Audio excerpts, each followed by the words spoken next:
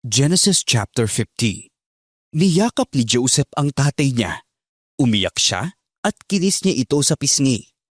Tapos, inutos ni Joseph na imbalsamuhin ang bangkay ng tatay niya. Inabot yun ng 40 days kasi ganun katagal mag-imbalsamo. 70 days nagluksa ang mga Egyptians. Nung tapos na silang magluksa, sinabi ni Joseph sa mga officials ng hari, "Pakisabi ito sa hari. Bago mamatay si tatay, binili niya sa akin na sa Kanaan ko siya ilibing. Doon sa libing ang hinanda niya. Please, payagan niyo po akong umalis at ilibing doon ang tatay ko. Tapos, pabalik ako dito." Sumagot ang hari, "Sige, pumunta ka na doon at ilibing ang tatay mo. Tuparin mo ang promise mo sa kanya." Umalis nga si Joseph para ilibing ang tatay niya. Kasama niya ang lahat ng officials ng hari, pati lahat ng matataas na lider sa palasyo at sa buong Egypt. Kasama din niyang pumunta ang pamilya niya, mga kapatid at lahat ng kamag-anak ng tatay niya. Ang naiwan lang sa Goshen ay ang mga bata, mga tupa, kambing at mga alaga nilang hayop. May mga pumunta ding nakakarwahe at nakakabayo. Sobrang dami nila. Pagdating nila sa isang lugar sa Atad, sa east ng Jordan, umiyak sila ng umiyak. Nilid ni Joseph ang 7 araw na pagluluksa para sa tatay niya. Nung makita ito ng mga taga-Kanaan, sabi nila, "Grabe palang magluksa mga Egyptians." Dahil dito, tinawag ang lugar na yun na Abel Mizraim. Sinunod nga ng mga anak ni Jacob ang utos sa kanila ng tatay nila. Dinala nila sa Kanaan ang bangkay at nilibing sa kuweba ng Macpela sa east ng Mamre. Doon sa bukid na binili ni Abraham kay Ephron na Hittite para gawing libingan.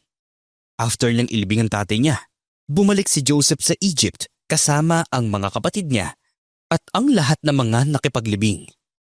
Kinomfort ni Joseph ang mga kapatid niya. After malibing ng tatay nila, sinabi ng mga kapatid ni Joseph, "Paano kung galit pa sa atin si Joseph at gusto niyang gumanti sa lahat ng masamang ginawa natin sa kanya?" Kaya nagpadala sila ng message kay Joseph at sinabi, "Bago namatay si tatay, kinausap niya kami. Sabi niya, patawarin mo kami sa mga kasalanan namin sa iyo.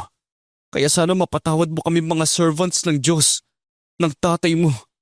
Umiyak si Joseph nung marinig yun. Tapos, pumunta sila kay Joseph at nagbow sa kanya. "Nandito kami ngayon, mga alipin mo." Pero sabi ni Joseph, "Huwag kayong matakot. Hindi naman ako Diyos. Oo, masama nga ang ginawa niyo sa akin pero binaliktad yun ng Diyos at ginawang mabuti para maraming buhay ang maligtas. Gaya ng nangyari ngayon.